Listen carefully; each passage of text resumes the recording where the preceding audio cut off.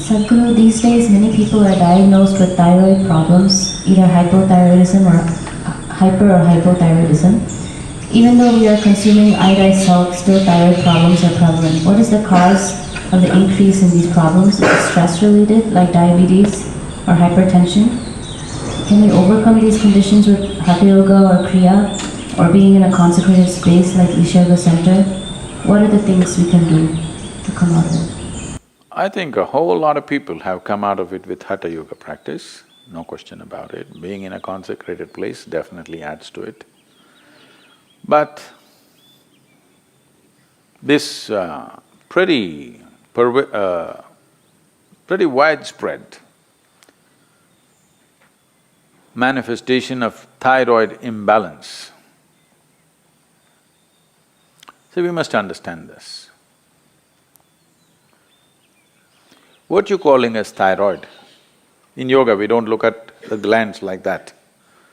But medically, what you're calling as thyroid is that secretion within you which is trying to calibrate your system on a daily basis. It's just calibrating how much digestion should happen, how much energy should be produced, how much fat should be produced, how much muscle should be built, everything. It's trying to calibrate your physical structure. Your physical structure is very closely related to your psychological structure. Today, there is substantial evidence to show you that if you sit here and think of the mountain, your glandular function will happen in a certain way. If you think about a tiger, it'll happen another way. You think about an ocean, it'll happen another way. You think of a man or a woman, it'll happen another way. Just a thought, nothing. No contact with mountain, no contact with tiger, no contact with man, woman or ocean. Just a thought will fluctuate the glandular function.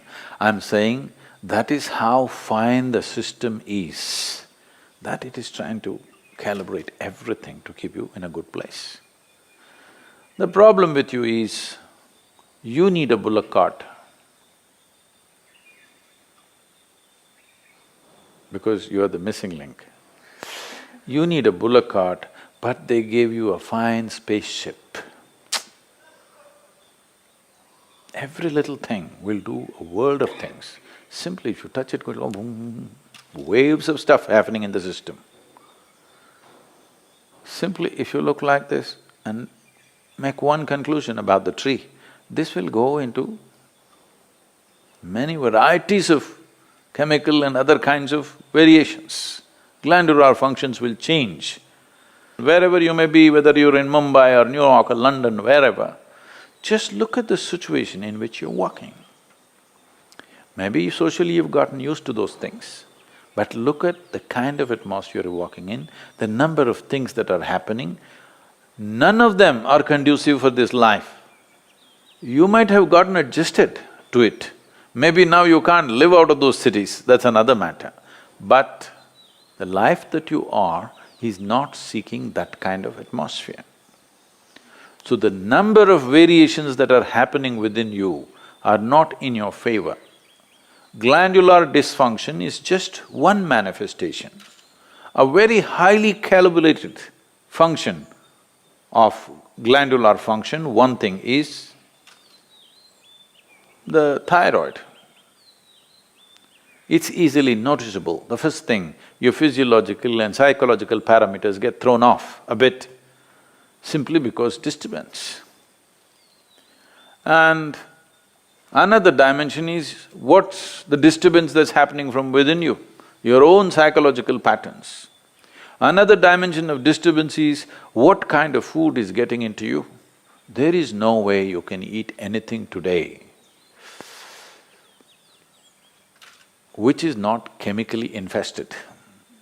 If you're eating very organic food, it's little organic chemicals they're using. It's come to that place. It's very difficult to eat something that's just grown in the wild forest. You can pluck out something and eat. That's very, very little, not even a small percentage of people are capable of eating that anymore.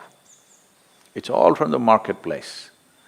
And what goes into the marketplace is all about more, not about what. And also this, in this country, all these things are gone now, don't worry. My grandmother, every day the vegetable seller, they used to come home with a basket. Just then in the morning they would have plucked, by 7:38 they're at the doorstep. When they come, and she will look at this, when she wants to buy it, she won't allow the vegetable seller to touch the vegetables. They plucked and brought it. It's fresh, just now it's come off the plant. But if it has to go into the balance or if she has to choose 1, 2, 3, 4 like this, she won't let them touch it. You don't touch my vegetables. This is not to keep bacteria away. She doesn't want that woman or that man to touch the vegetables that her children and grandchildren will eat. She will touch it in a certain way. She will fondle it, she'll caress it, she'll look at it like this, and then she will cut it and make it. Don't think this is all funny. If all these things are missing in your life, you have to take pills to manage your glandular function, and there is no way by popping a pill you can get it into balance, you can suppress it. You cannot get it into proper balance, no way, because every day it's different, every moment it's different. This is calibration, a very active calibration that's happening. You kill it and just take a pill and somehow manage. You are a little dysfunctional machine. With this dysfunctional machine will manifest in so many ways, and you will only know it when you stretch it. When you're living with minimal stuff, it won't show up. It's like this.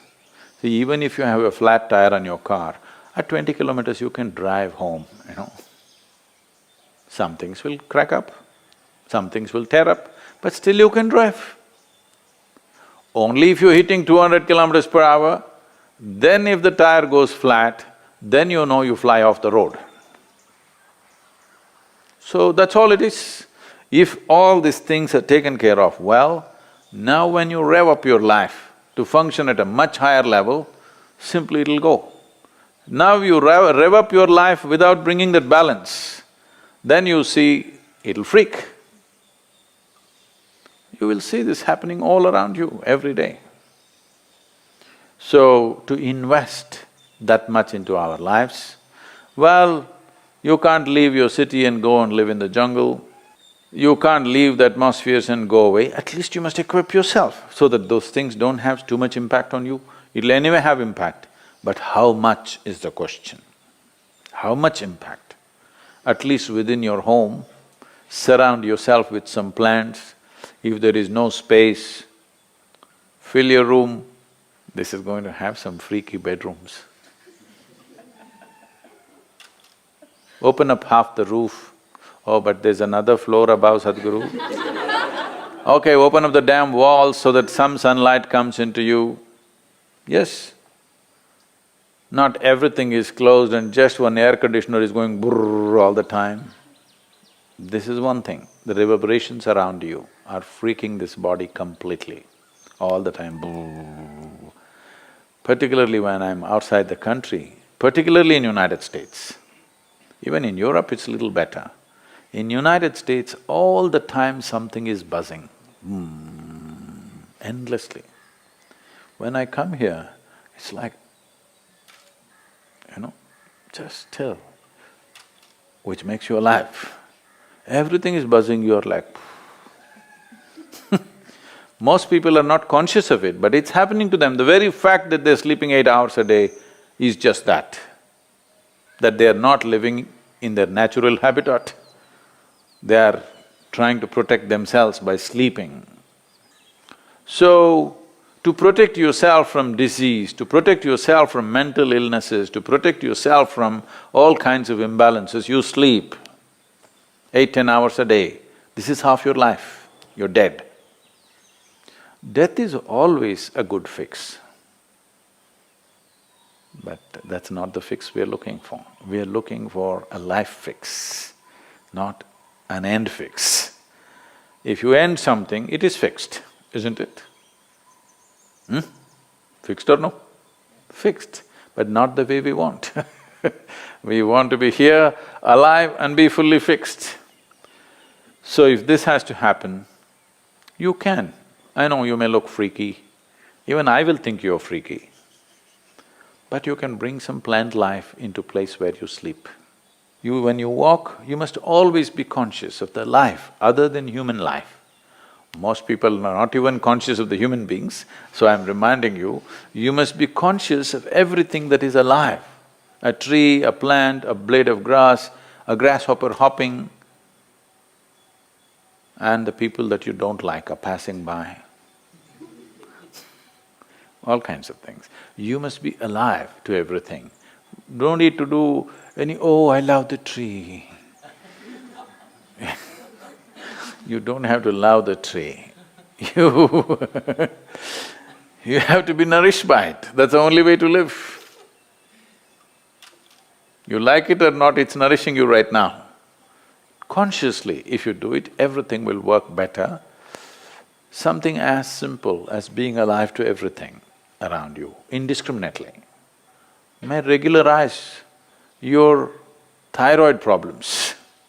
Of course, morning hatha yoga is there, kriyas are there, all these things will definitely help, and the consecrated, powerfully consecrated spaces are there. Many things. One of the main reasons is human beings are becoming less and less active as technology grows. In a day, on an average human being, how much activity, physical activity they used to perform in the past, previous generations of people, and how much physical activity all of us are performing right now is abysmally low. With such a low level of activity, keeping the balance in the system is difficult. So little imbalance, don't go to bed. If you feel little imbalanced, you must jump into activity. Wherever activity is happening with some vigor and joy, you must jump into that activity and do more and more of it if you're feeling sick. Really. Because the moment you go back, you're empowering that. Well, if you're very ill, that's a different thing. But otherwise, you must… we are talking about essentially glandular dysfunction of various kinds. Activity is a simple solution for everything. And don't make activity, for those of you in New York, I'm telling you, don't make activity, you have that health band on your thing.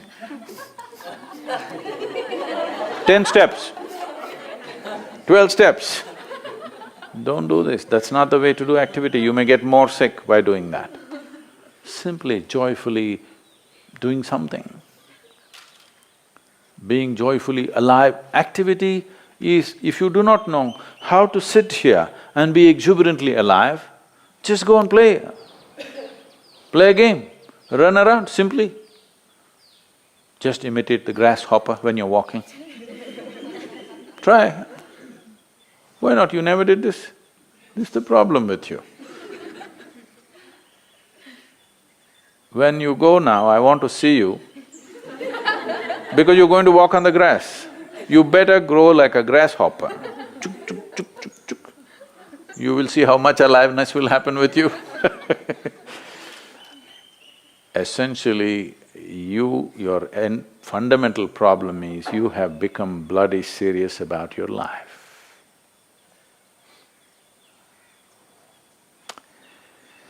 So, we have to again remind you, you will die anyway. Don't be so serious about it because it'll get over in no time. You must loosen the grip. Now if you loosen the grip, that last scene can be different. Otherwise, people see you, that's a great thing that happened to you. You loosen the grip. Now itself if you loosen the grip, you will see life will happen wonderfully well for you.